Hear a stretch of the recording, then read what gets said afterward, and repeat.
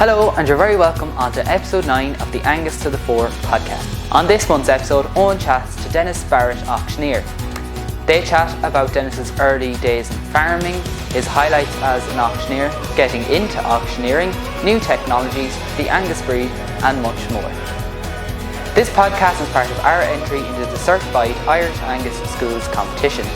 We are now one of 5 finalists in the competition and will raise our 5 Irish Angus calves up to slaughter. For more information on our project, access to our innovative bull finder, news, new podcast episodes, videos and much more, visit angustothefore.com. This podcast is now available in full video on Spotify and YouTube, so whatever way you like to enjoy our podcasts, we hope you are able to watch or listen to Angus to the Fore wherever you are. Now for Owen's chat with Denis. Good evening, Denis. Thanks very much for joining me here on the podcast. I hope you're keeping well. Denis, could you introduce yourself in terms of where you're from and did you have an agricultural upbringing?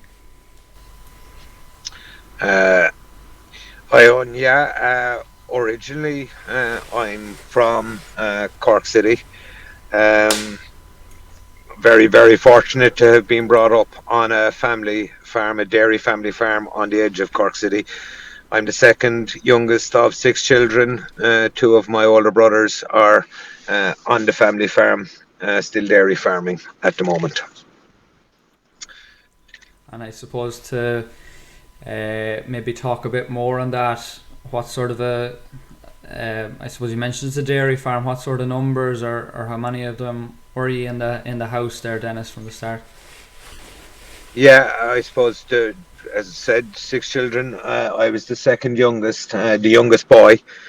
We had 100, and we always milked around 150 Holstein Friesian cows, and they were the backbone of everything. And we did a lot of showing over the years with them and stuff like that, and herds competitions and things. But Dad always encouraged us to have alternate breeds. So my favorite growing up was the Jersey. My older brothers had Charlies, Anguses, Sementals, so we had a kind of a mixed match of all pedigree breeds, but they were all beef on the farm growing up as well, so it was a good mix and we all competed against each other. And as well as showing the dairy cattle, we'd show the beef cattle as well at the different local shows around. Yeah, and I suppose then today, Denis, where's the farm or who has the reins of it? Yeah, well, Dad is still, he's still kind of, I suppose, oversees everything and guides my 2 brothers. But Johnny and Ricky are on the family farm. Rick is in a farm we have for the last 40 odd years. He built a dairy unit on that farm 20 something years ago, and he milks close to 280 cows on that, which is about 3 miles away from the home farm. And then Johnny is based in the home farm, and he's still milking 170 cows there on the home farm.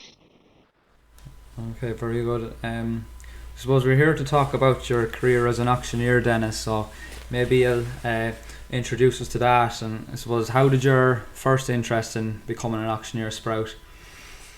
I suppose from a very young age, I've always had a real interest in auctioneering, on going to auctions with Dad and my brothers, and watching the likes of Colin Johnson and others over the years would have really kind of inspired me to join that. And then after coming back from Receipt Ag College, I started my apprenticeship in GVM in Kilmallock.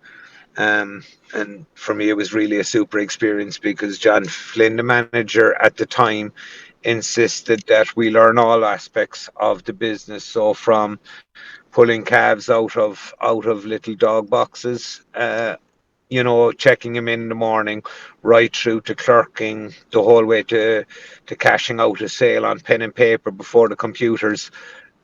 It was a great learning experience, as well as getting to know the weights of animals and things like that while you'd be clerking. So it was a very rounded apprenticeship that I did. as well as I suppose learning the actual bid calling aspect of it. I suppose you mentioned how you got your experience there. Did you go to college or did you study anything that maybe helped you Um, out in your career? I when I was kind of coming, you had to there wasn't formal trainings involved at the time. Then I suppose as part of my learning, we did some we looked in and investigated about always trying to better ourselves, and we found, or I found, a college in America that again was purely focused on calling bids. So I did attend that college for a short spell. It's only a week long course. There's nothing like it anywhere outside of the United States. We have sort of started our own course here in Europe to mirror the ones in America, just to hone people purely for bid calling, the educational aspect with regard to administration books and things like that. There's plenty of other courses to teach that, but the actual art of auctioneering is something that isn't really taught in a lot of these colleges. And so we've devised a course here in Europe to mirror what I learned when I was there 15 years ago. And Dennis, what age would you have been when you studied that in America? I went back to restudy it when I suppose I was selling for about, at that stage, I'd have been selling for maybe 9 years myself, what we'll call traditional English or Irish style. And then in 2009, I attended the American college just to, I suppose, to give myself the opportunity to learn the American style of auctioneering, and then just try and improve my own chant and make it more pleasing for people. Yeah. I suppose, when did you kind of start selling your first livestock? Was it there in Kilmallock, and for what length of time were you doing that? I know you then established Denis Barrett auctions, but what sort of selling were you up to prior to that, Dennis? Um, we had I sold my first animal in Kilmallock at 21 years of age, and then I would have been selling 4 days a week in Kilmallock, Rathkeel at the time, Drumcolor and Abbeyfield Marts, and I was selling 4 days a week pretty much for 2 years straight, every day. And then as part of that, you'd be doing calves, bullocks, cull cows, and I started doing the pedigree sales for the dairy in Kilmallock in my second year with Phil Purcell, and that's really where my love for the pedigree special sales over commercial sales would have really come about. Would have been in that second year of my apprenticeship, and I did the first sale under my own name in 2003. So close on exactly 2 years after starting my apprenticeship. Very good. So could you give us an introduction to your business, Denis Barrett Auctions? Like when was it established, and how? I'm aware you deal with an array of various assets, and could you outline maybe what they are? Yeah, well, Denis Barrett Auctions was established in 2003, mainly as a pedigree sales, farm dispersal sale organization. We, I suppose, expanded as part of that into farm clearance, machinery clearance, land sales. We have over the years done an awful lot of off-market land deals for farmers to developers, things like that, with our location close to Cork City.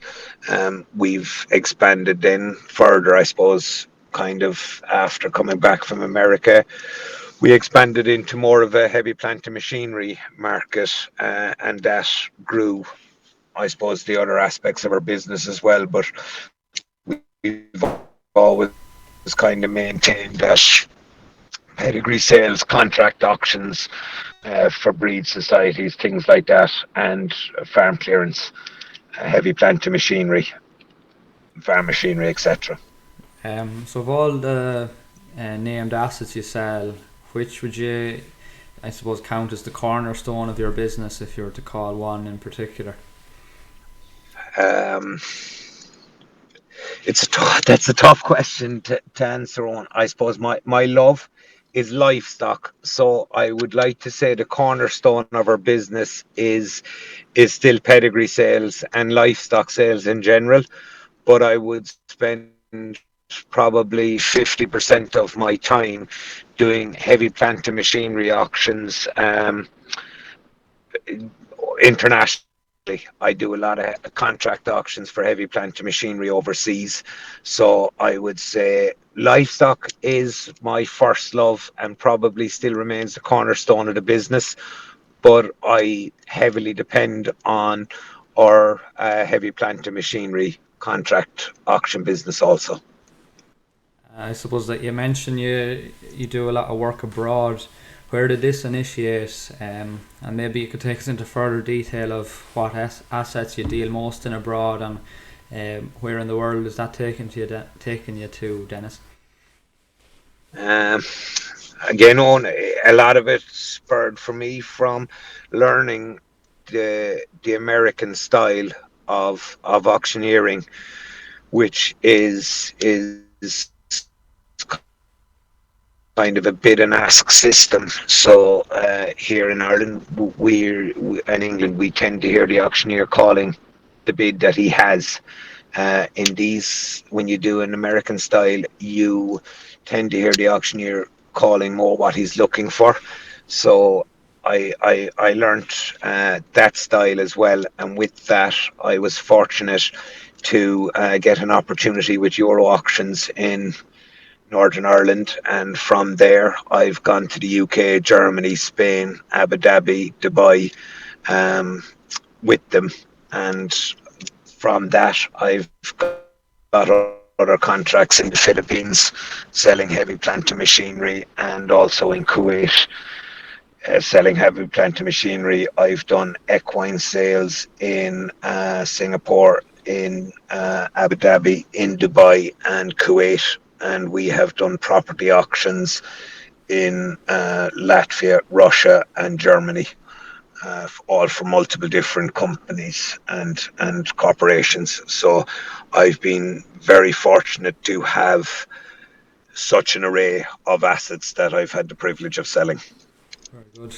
And just you mentioned the difference in the Irish UK type of bidding to the American style. Um, is there that drastic a difference, or like were the American style to be implemented here? Would it take up, or what's the pros and cons of each there, Dennis? Um, it's I've asked a colleague of mine in Ireland to do the American style, and they find it very hard. I've asked an American friend of mine who's an award-winning auctioneer to try the Irish/UK style, and he finds it very difficult. I think it's like anything you do in life. There's a practice attached to it.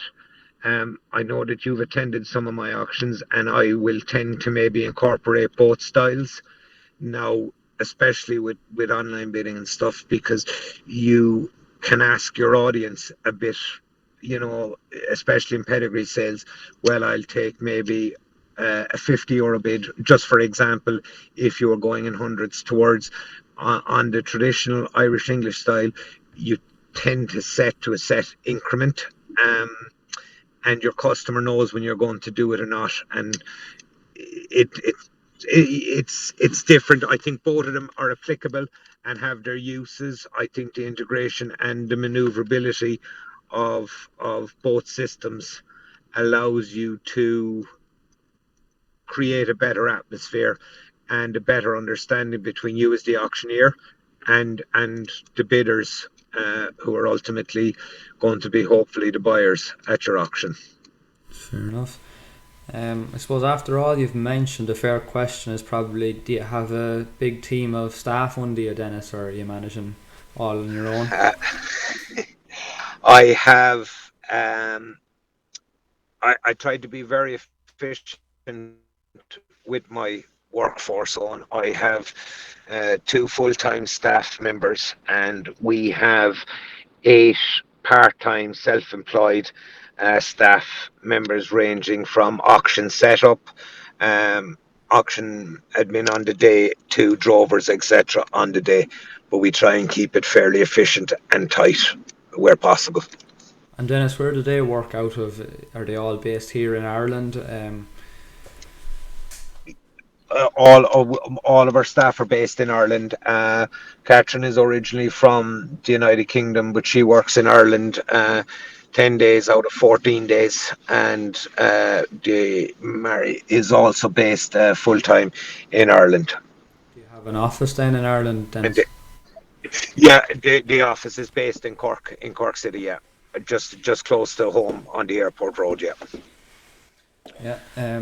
So I believe as of recently, Denis Barrett Auctions has joined Martite to now stream sales and accept online bids on the highly successful sales platform. What will this add to your business, Dennis? Well, I suppose we've been doing online livestock auctions since 2013, with an alternate software to Marti. And in fact, at the start of the lockdown, in the first lockdown, we ran 8 online only sales for different breed societies and private individuals in that first lockdown, before Marti, Martbids, or any of the softwares. My decision to go with Marti is just they're best in class for usability. I've looked at a lot of packages, and we couldn't fault them. I've done our investigation from the point of ease from a back end perspective, but ease of usability for the end user and the bidder. Um, it's been phenomenal. We've ran a number of sales on it already, and it has been truly exceptional. The amount of interaction and ease and customer experience compared to our old system. So for me, while it was a difficult decision at the time, it's one that I'm absolutely delighted with now, since it's been a tremendous move. And it's something that I suppose, because I'm independent of livestock marts, it is something that we're going to be able to take into other marts, even if they're not Marti. So it's going to give our customer the use of 2 online bidding platforms into the future, which can only be good for the seller. Yeah, exactly. I suppose it's all sales you plan on running through the platform, Dennis? Yeah, no, we'll be moving our entire online bidding presence to Marti. We're going to be pushing online only sales a little bit more. We've a couple of strategic partnerships done, and we're looking forward to maybe expanding on them in the new year as well. And they'll all be going through Marti. So we're very happy to have a robust software like Marti going into those new partnerships as well. Um, I suppose then online bidding we should probably talk a bit more about, since it came in after COVID-19. What's been your experience with it, Dennis? Like, I'm sure it's all positive. What do you think it's added to the industry, and I suppose in particular to talk about on livestock sales, how has it influenced it? Yeah, and again, I suppose for me, I'm slightly tainted in that we've been conducting online sales since 2013. We've always, pre-COVID, we were averaging 12% of our annual sales every year would have been from online bidders pre-COVID. So I know it seems an insignificant number now, But this was back when people said this online bidding for livestock is only a farce. It'll never catch on. You can't buy animals off a computer. And then COVID hit, and the explosion of online bidding and the normalization of online bidding for animals has been truly exceptional. Um, and we see now that it's leveled off maybe a small bit now, and we're seeing probably 50% online and 50% bid to the auctioneer directly. And I phrase it that way on because I've seen a lot of my online bidders are physically on site. They just choose to bid on their phone rather than bidding to me directly. So I choose to call my online bidders uh, as and bidders to the auctioneer, and I just differentiate in that way for that reason. But it's been an exceptional expansion and explosion of something that has been there and around since the early 2000s, but really only caught on in the last 3 or 4 years. And now it's so normal that every farmer, the length and breadth of the country, is familiar and comfortable with online bidding. And do you think it could maybe be having a bigger impact on your own firm, the type of sales you conduct in comparison to the commercial sales ran in the marts across the country week to week? Yeah, I suppose we've, you know, last year we did two very, very big dispersal sales, over 400 animals in both on farm in one day. And that was logistically, it was a hard job to do, but the farmers weren't comfortable with loading up 400 animals and taking them to their local mart. And the fact that we can offer online bidding on the farm now uh, is giving that farmer, it's better for the animal, it's better for the farmer, it's a lot less stress on the animal, it's a lot less stress on the farmer. And a small business like mine, where we specialize in those type of sales, it has been of huge benefit to me. Like, we don't compete and don't choose to compete with the large marts around the country. We work in a lot of them, and they are super operations.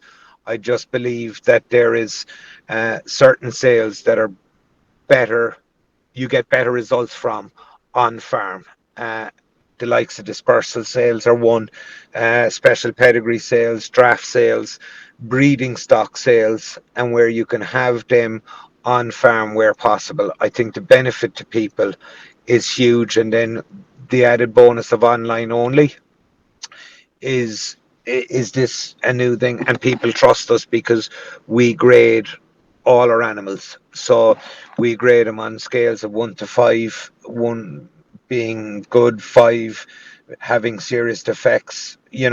So when we do that, our Northern Irish or English buyers or international buyers know that if I say it's a category 1 animal, that they know that they have an animal that basically they can take to a show anywhere in Europe. They may not win the show, but they know that that animal is a superb animal, and it gives them confidence on our grading system. We get good images, good camera provided by Marti, easy bidding. It's the best of both worlds, and that's where I see my market and my I suppose unique difference is between other maybe more commercial firms around the country. And like, do you see with the aid of online sales more and more, I suppose, sales being conducted on farm as opposed to having to bring cattle to the local mart? I think that there's going to be each situation is different. I think that the marts in Ireland are a community. They're not just about selling and trading animals. There is a bigger, broader community aspect to your local mart. It's very much, especially for elderly rural um, farmers. it's that kind of meet and greet as much as anything else. So I don't think you'll ever see the online sales completely annihilating or wiping out any of the marts. I think that with the rise in TB reactors in the country, I do believe that anybody that's looking to buy stock will prefer to buy their breeding stock from a farm. So, where possible, if you're having a dairy draft sale, a beef draft sale of replacements, where somebody is going to be buying in replacements into a dairy herd or a beef herd, I think their preference will be to buy direct from farm as opposed to going to the market. And again, it's just it's at the moment disease, it seems to be an issue, and it's something that we get asked an awful lot. It's probably one of the first phone calls we get or questions we get when people are ringing us about a sale. What's the status on TB? So it's something that would concern me, and it's concerning a lot of our purchasers, and I think it's going to be something going into the future that people are going to be more and more aware of. Yeah, yeah, well summed up there. I suppose on another extreme, um, even more a deal than just online sales, timed auctions. I don't know, is that maybe something you've experienced with, given that's nearly putting the auctioneer out of business, Dennis? But have you ever conducted them, or what's your opinion? Yeah, no, look, I'm an auction advocate on.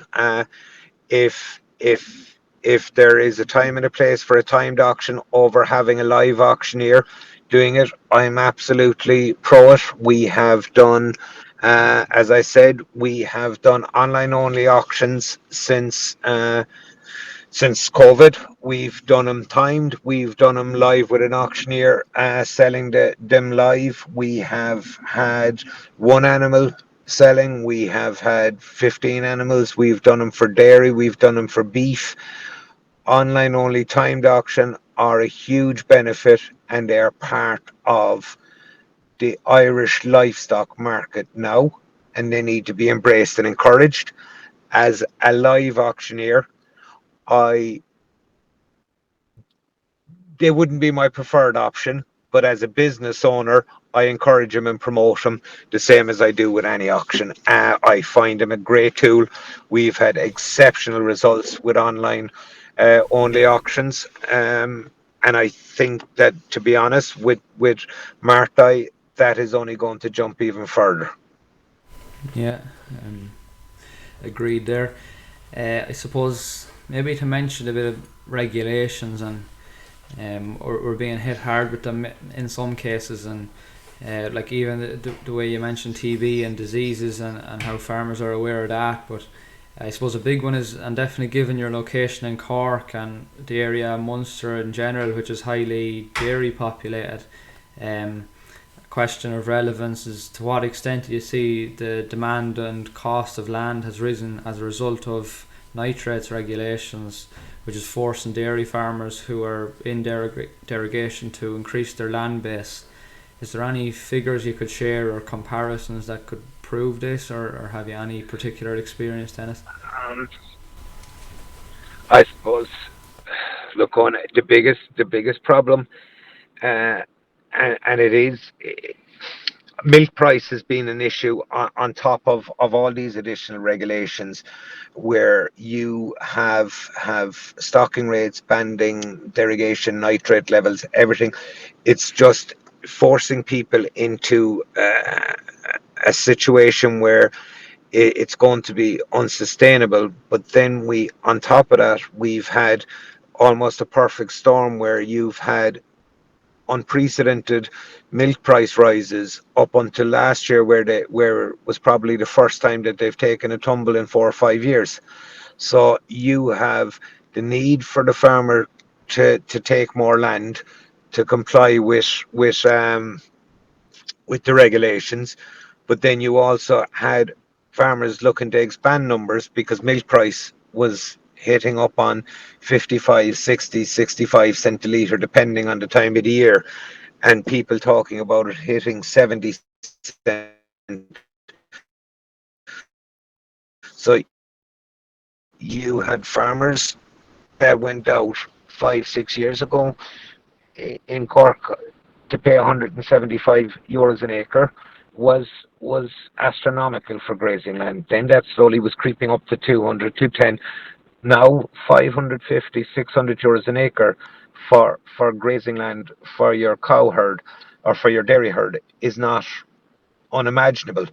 That's unsustainable. Whether that is to increase your land holding to spread to meet your regulations or to have more cows to benefit from the high milk prices, it's just an unsustainable amount of money to be paying for leased land. So I think there's going to be a real correction in cow numbers this year, and I think the price of milk is going to have that effect. But I think we're also going to, with this new banding, I think it's going to be a very, very difficult year for people to try and manage and balance the books on.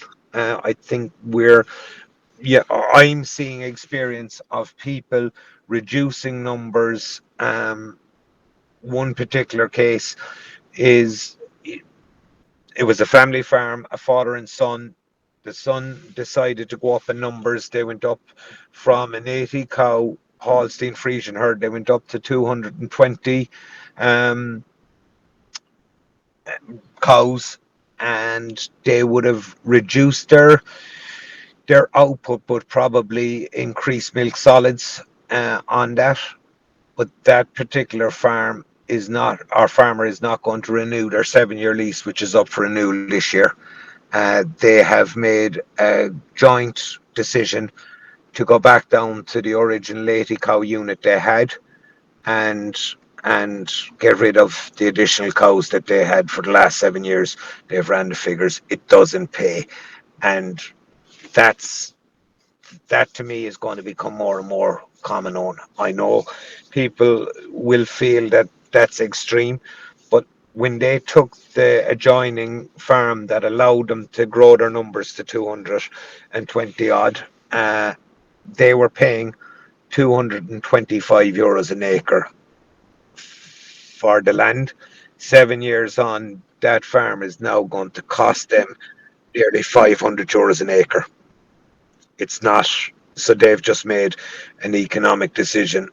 So I think your milk price, your regulation, everything is having an effect on the price of land. But I think the price of land is going to come down for similar reasons than I've just explained.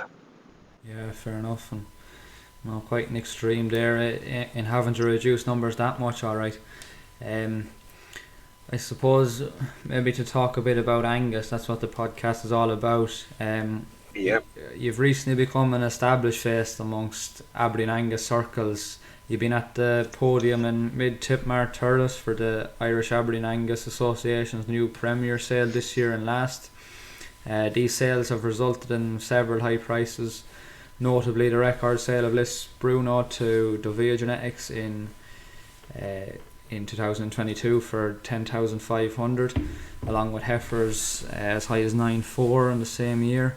This year a bull to 9,200 and heifers to 8,800.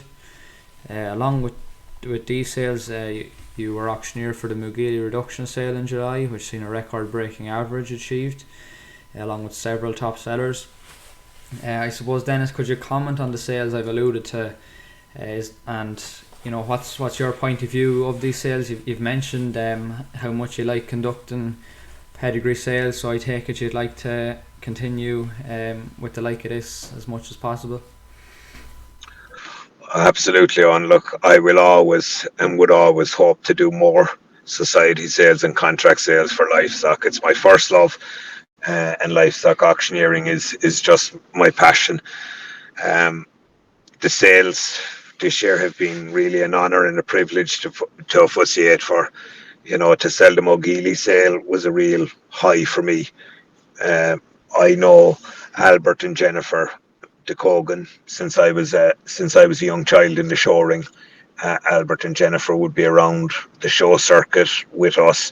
You'd meet him every week. Mum and Dad would have been very close with Albert and Jennifer. So for me to do that sale was a real honour. and a privilege. It was something very, very special as a professional auctioneer. The opportunity to sell any animals at these society sales or premier sales, it's just it's an honor. But I suppose the real thing for me the whole time, and I will always say it, is you're selling the best of the best, but it's the vendors. They deserve the credit. You know what I mean? They have put years and years and years of breeding into the mating, into the caring for the animals, into the bringing them out, the showing of them, keeping the records, keeping in pedigree. That's what they're benefiting from. So for me, to be a part of that is something special. But I genuinely believe that the credit must always go to the vendors. Like if they don't put the stock in front of any auctioneer, an auctioneer can't sell them. It's that simple. Um, so the main credit will always go to the vendors, I think. But for me, as an auctioneer, it's a privilege to sell such wonderful stock. Like the that extravaganza sale is just going from strength to strength. It's a credit, I think, to Shane Murphy and everybody in the Angus, in the Irish Aberdeen Angus Society, for what they're doing to promote the breed in general, and just bringing the best of the best to that venue. And Mark and the lads in mid tip, they do a super job in in the whole thing just comes together. And I think it's been proven for the last 2 years, with the amount of even people that are coming from overseas to attend the sale. This year again, there's been heifers go to Portugal from that sale. So it's a credit to the breeders, that we're getting these type of buyers to our sales, and for me, it's just a privilege to be the one that's there to sell them. Yeah. Um, I suppose it's probably fair to say they're some of the highlights of your year. Um, but you also deal in a few other breeds, Dennis. I suppose to rope all together, like what's been the highs of this year? Um, yeah, we've had a very good cemental sale in October. We got 16,000 for a bull, and that was something really, really, really special. Again, it's nice to get those high prices. It's like a couple of years ago, getting 52,000 for Garrett Bean for his bull, again with the cementals. So it's these kind of high prices.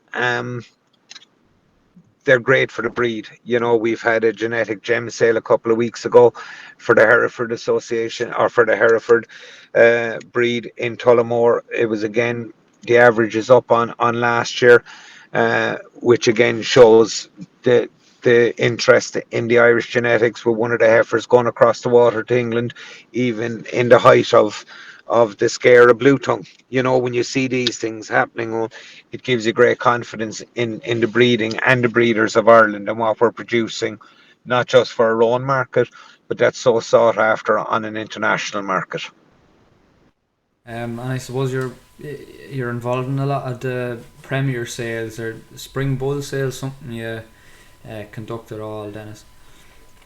Yeah, and we've done sales this year for the Munster Angus Society. We do the IHFA Premier Bull sale for the Holstein sale, and they've been, again, look on like everything else. The Angus for the last 2 years has been a tremendous trade. They've been absolutely on fire, and I don't think that we're going to see any difference this year. I think the demand for the Angus, with all the attributes they have, is going to be again in demand. Easy calving, easy fleshed, good price for your calf if you're not taking them on, and if you're just selling them off as calving, that's what the dairy farmer wants, and that's where your main market is. Where last year would have been probably the one time that we've seen a significant increase in the Holstein IHV bull sale, was exceptionally good again this year. Entry small, but a very good clearance, and great averages.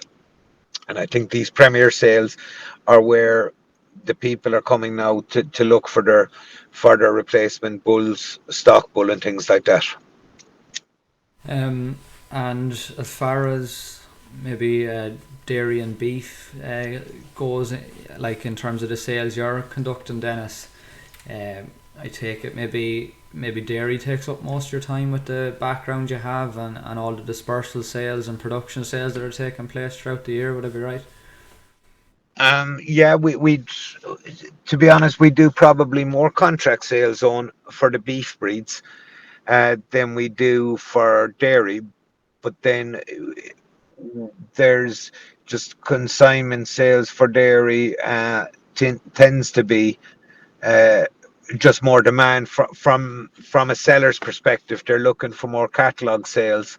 Uh, just because larger numbers of animals, and that's why this year we've looked at doing a tie-in with Golden Vale Marts in Kilmallock to run catalogue dairy sales monthly, and already we have kind of interest probably for the first sale of maybe 150 dairy animals. We would look to do something similar with prime beef replacements, again maybe in Tullamore or one of the other GVM venues for that reason, just again creating a place where people can come with their prime beef replacements, but maybe not necessarily pedigree, and don't want to take him maybe necessarily um, to an elite sale or a society sale where maybe the best of the best are coming to, but these are still exceptionally good commercial animals and they deserve a premium. And where I'd like to create a market for breeders. Yeah, fair enough. There's probably a gap there too. I suppose on a final note, what does the future hold for your firm, Dennis? Have you any plans or goals set in the long term, or is the vision to sustain the business as it is? Well, I suppose definitely I'd never believe in sustaining anything on. I think that if you stand still, you're going backwards. So we always try and move forward. I am looking for a more permanent home for our pedigree and beef livestock auctions. As I said, we've done kind of a strategic tie-in with Golden Vale Marts. So our hope is to run more dairy sales in Kilmallock and maybe use Tullamore for some of these beef sales that I've alluded to earlier in our conversation. Just creating a market for breeders to get a better price, and then for sellers that they can come to one venue and get a better choice, and the vendor isn't worried about paying a premium because they know they're getting quality stock. So that's something that we've been trying to expand on, and we've that agreement done, and we've just recently done a tie-in with H&H to be their exclusive representative. Harrison and Hetchington would be Europe's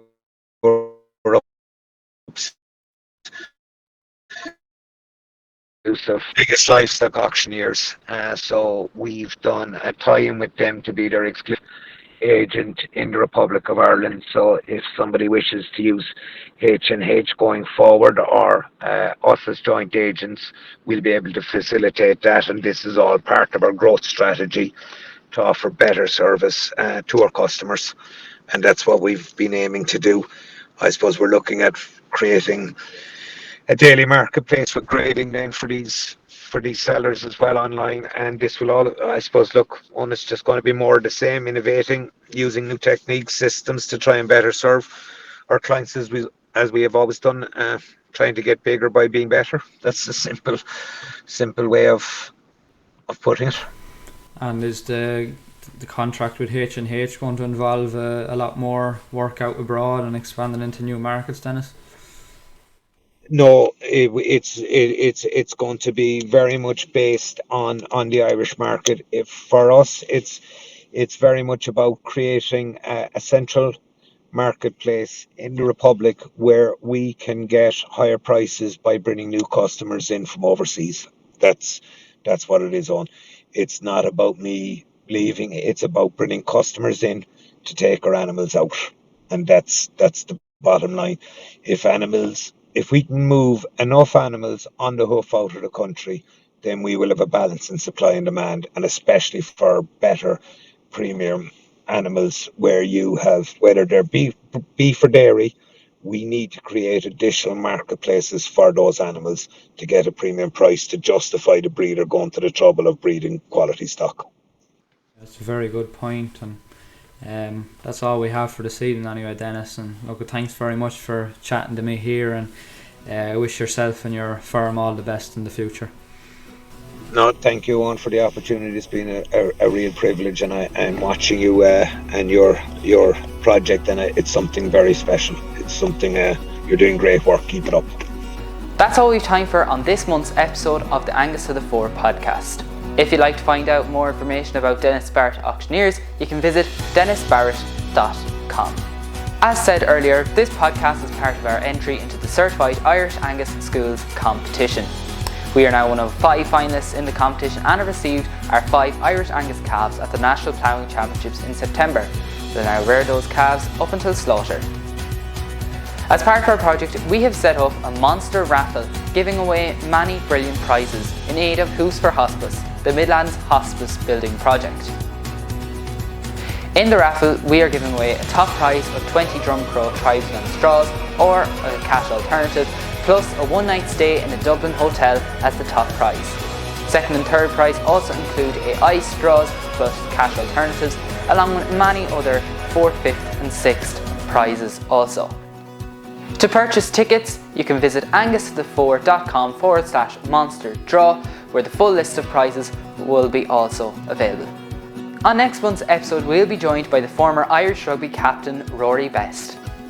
Owen will chat to Rory about his career in rugby, captaining the Irish rugby team, his love for the Irish Aberdeen Angus herd, his life in general, plus much more. So stay tuned for that episode next month. Thank you very much for listening to our first video podcast, which is now available on Spotify and YouTube. We hope you enjoyed this episode and stay tuned for many more in the future. Thanks for joining us, and we'll see you next time.